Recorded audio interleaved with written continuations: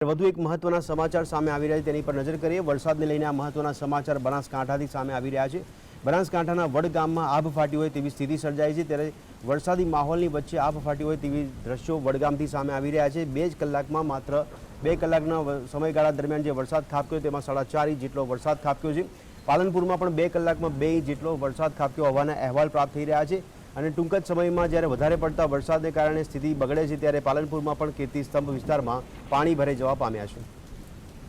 તો આજ અંગે વધુ વિગત સાથે અમારા સંવાદદાતા ધ્રુવ અમારી સાથે જોડાયા છે। ધ્રુવ, જણાવશો પાલનપુર સહિતના વિસ્તારોમાં વરસાદી માહોલ કેવો જોવા મળી રહ્યો છે અને ત્યાં નીચાણવાળા વિસ્તારોમાં કેવી સ્થિતિ છે? જી ચોક્કસથી જે રીતે વાત કરવામાં આવે, હવામાન વિભાગ દ્વારા બનાસકાંઠા જિલ્લામાં પણ ઓરેન્જ એલર્ટ આપવામાં આવ્યું છે, જેના પગલે પાલનપુર, વડગામ સહિતના ડીસા સહિતના વિસ્તારોના અંદર આજે ધોધમાર વરસાદ ખાબક્યો છે।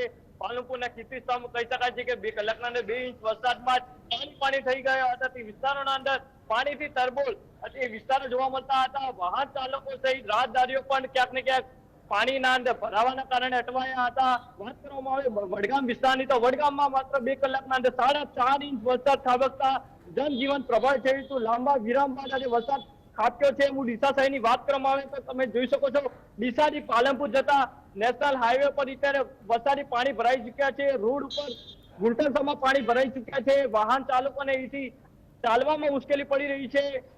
તમે જોઈ શકો છો, મોટા પ્રમાણે અહીંયા વરસાદી પાણી ભરાયા છે। ઠેર ઠેર વરસાદી પાણી ભરાયેલા જોવા મળી રહ્યા છે। ક્યાંક ને ક્યાંક તંત્ર પણ અત્યારે એલર્ટ મૂડમાં જોવા મળી રહે છે। જોકે પાલનપુર પાલિકાની પ્રી મોન્સૂનની કામગીરી પણ ક્યાંક કાગળ સમાન જોવા મળતી હોય છે। માત્ર 2 કલાકના અને 2 ઇંચ વરસાદ ખાબકતા શહેરના નીચાણવાળા વિસ્તારોના પાણી ભરાયા છે। રાહદારીઓ પણ મુશ્કેલીમાં મુકાયા છે। જી ધ્રુવ, ધન્યવાદ સમગ્ર માહિતી બદલ। તો દર્શક મિત્રો, વરસાદી માહોલમાં અત્યારે પાણી ભરાઈ જવાની સ્થિતિ ઠેર ઠેર